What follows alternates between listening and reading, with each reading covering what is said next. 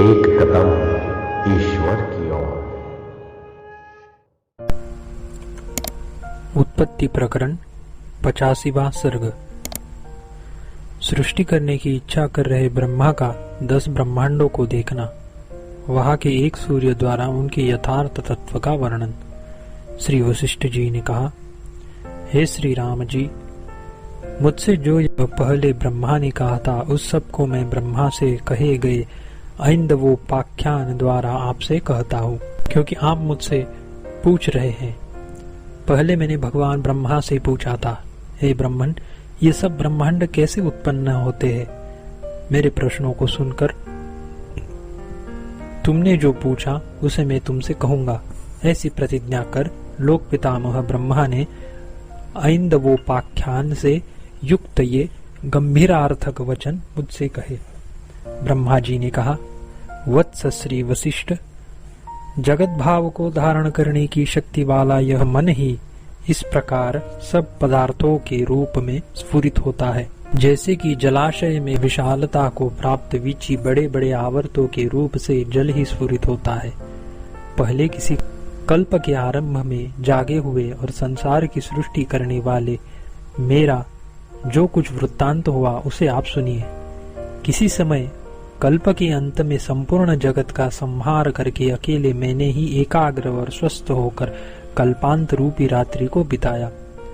प्रातः काल यानी कल्प के आरंभ में जाग कर यथाविधि संध्योपासना आदि करके सृष्टि करने के लिए आकाश में मैंने अपनी विशाल दृष्टि लगाई। दृष्टि लगाते ही अत्यंत विस्तृत अंतरहित असीम शून्य आकाश को मैंने देखा। वह न तो अंधकार से व्याप्त था और न तेज से। मैं सृष्टि की कल्पना करूं ऐसा निश्चय करके मैंने सूक्ष्म चित्त से उस द्रष्टव्य वस्तु का शुद्धता पूर्वक निरीक्षण करना आरंभ किया। इसके बाद मैंने विस्तृत आकाश में अलग अलग स्थित विविध व्यापारों से युक्त एवं वहां के विष्णु आदि के द्वारा की गई पालना आदि की व्यवस्था से निष्कंटक ब्रह्मांडों को देखा। उन ब्रह्मांडों में मेरे प्रतिबिंब के तुल्य पद्मकोश में रहने वाले और राजहंसों पर बैठे हुए 10 ब्रह्मा स्थित थे। उन पृथक पृथक स्थित सर्गों में, जिनमें चतुर्विध प्राणी वर्ग उत्पन्न हो रहा है, जलों को जाल के समान बांधने वाले अवग्रह आदि से रहित जल देने वाले मेघों में और जगतों में महानदियां बहती है, सागर गरजते हैं, सूर्य तपते हैं, वायु आकाश में इधर उधर परिभ्रमण करते हैं, स्वर्ग में देवता विविध क्रीड़ाएं करते हैं, पृथ्वी में मनुष्य क्रीड़ाएं करते हैं, दानव और नाग पातालों में स्थित है। काल चक्र में गुंथी हुई शीत, ग्रीष्म, वर्षा आदि स्वभाव वाली सब ऋतुएं अपने अपने अवसर पर फलों से पूर्ण होकर पृथ्वी को चारों ओर से भूषित करती है। प्रत्येक दिशा में सभी वर्णों में विहित और निषिद्ध आचार का प्रतिपादन करने वाली तथा स्वर्ग नरक रूप फल का प्रतिपादन करने वाली स्मृतियां प्रौढ़ता को प्राप्त हुई हैं।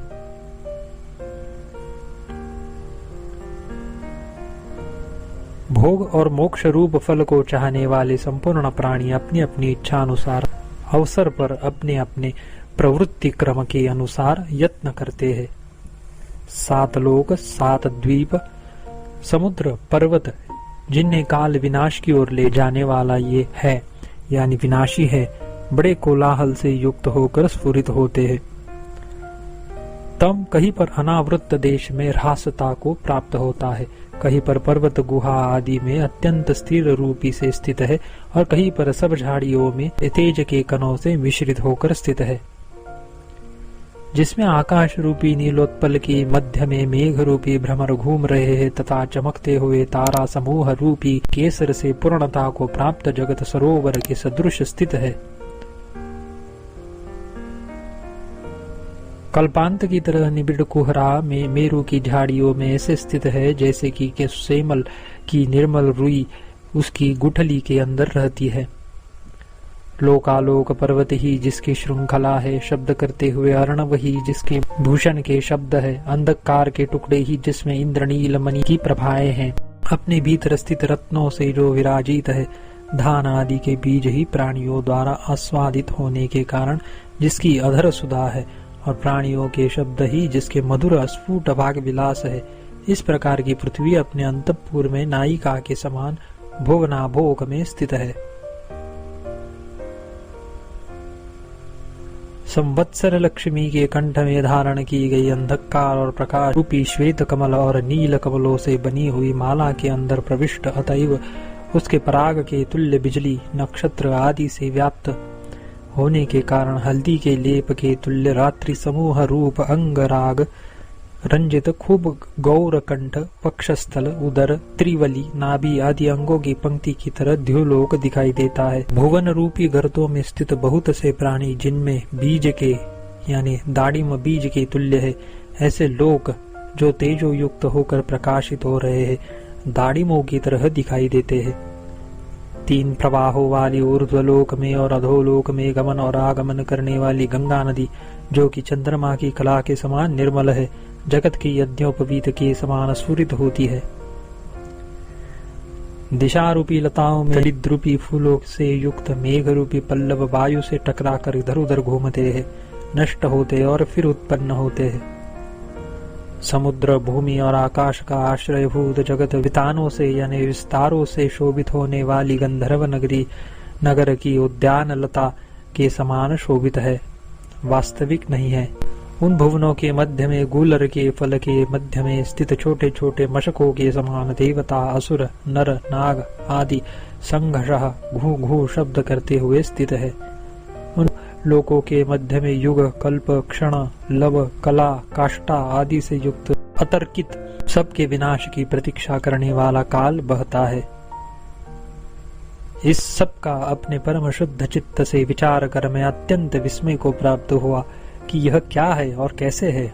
जिस माया जाल को चर्म चक्षु से मैंने कुछ भी नहीं देखा, उस अतुल माया जाल को मैं मन से आकाश में देखता हूँ, यह कैसा हुआ। इसके बाद चिरकाल तक उस अतुल माया जाल को देखकर मैंने मन से ही उस भुवन के आकाश से एक सूर्य को सत्य संकल्प से अपने समीप बुलाकर पूछा, हे सूर्य, हे देवादिदेव, हे महाद्युते, तुम आओ, तुम्हारा स्वागत हो। ऐसा मैंने पहले उससे कहा। फिर यह निम्न निर्दिष्ट प्रश्न पूछा, तुम कौन हो, यह तुम्हारा जगत कैसे उत्पन्न हुआ, एवं इससे अतिरिक्त और जो 9 जगत है वे कैसे उत्पन्न हुए। हे भगवान, यदि आप इसको जानते हैं तो मुझसे कहिए। ऐसा मेरे पूछने पर और मुझे देखकर ये इस लोक के ब्रह्मा हैं, यो उन्होंने मुझे पहचान लिया। तदनंतर मुझे नमस्कार करके अनिंदनीय पदों से युक्त वाणी से सूर्य ने मुझसे कहा, हे भगवान, आप इस दृश्य प्रपंच के नित्य कारणता को प्राप्त है। क्या आप इसके वृत्तांत को नहीं जानते जो कि मुझसे पूछते हैं। हे सर्वव्यापी, यदि मेरे वाक्य संदर्भ को सुनने में आपको कौतुक हो तो आपके द्वारा जिसका संकल्प नहीं किया गया था, ऐसी अपनी उत्पत्ति को आपसे कहता हूँ, सुनिए।